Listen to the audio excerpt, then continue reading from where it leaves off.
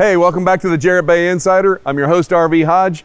Today we're standing in the Ramsey building. Behind me is hull 64, and today we're going in deep.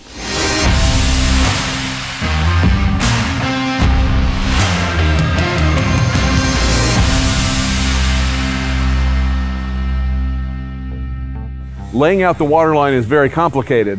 What you see here is a piece of tape with a bunch of markings on it and a little extra mark there with Peyton's initials on it. Peyton is our lead designer on this project. This little subline is Peyton's calculated waterline. Now there's some complications to that. We'll come back to that. As you can see, there's no bottom paint on the boat yet. That's part of the purpose of identifying a true waterline. As our processes become more refined and the finishes become more spectacular, we want that waterline to look perfect. Calculating the weight and displacement is very simple. You get a weight of the boat, and for every 64 pounds of boat, it displaces 1 cubic feet of water. That's all easy enough math equation. We can all do that with a pencil and a paper. It gets much more complicated because every lineal inch of the boat, every inch of immersion of the boat, the equation changes on how many square inches that translate into cubic inches that is displaced. So as you can see, that becomes essentially an infinite equation. Doing the math by hand is fairly exhaustive, but now with the modern computer era, he puts all of the weights in the model and he clicks it and it calculates and it says that's where it should be. Does it sound complicated? It is, and it gets a lot more complicated. Peyton gives us his markings for what he has calculated. Then we take it to the water, we set it overboard, we fill up all the fuel tanks, we do all that we're gonna do with the liquid ballast. Sometimes we have to put extra equipment in, sometimes we'll move extra people in if we're missing some furniture or some other components that are gonna add weight to the equation. So then we take those true waterline marks, Peyton will put those into his computer, it will do a calculation, it'll draw us out a perfect waterline, plus it will give us an exact displacement.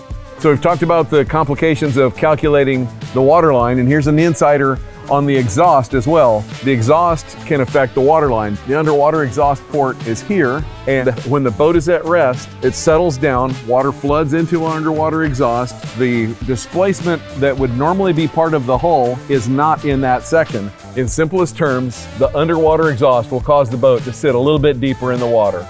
Now we've examined a little bit about the correlation between the exhaust and the waterline. Let's go take a look at hull 68, which has a conventional exhaust. So here at the transom of hull 68, this is our 90-footer in process, and as you can see, it's quite a ways behind hull 64. You can also see that with the oval cutout that this is getting a conventional exhaust. Now you can see here by the gray paint that this is our drawn waterline on this boat. Now the conventional exhaust is not completely empty of water when it's at rest in the dock. The waterline will be somewhere in this neighborhood, which means there will be some water in there. So that is technically a loss of buoyancy there as well. This is why we put the boat in the water before we mark a permanent waterline. That gives us a true representation of where that boat will set to give us that beautiful transition so the boat looks like it's sitting just perfectly in the water. So we've talked about our tumblehome bumper before. That's the heavy hitter, if you will. It's the one that does all the work of the bumpers, at least for the back half of the boat. We go up to the next bumper, and this is our intermediate bumper.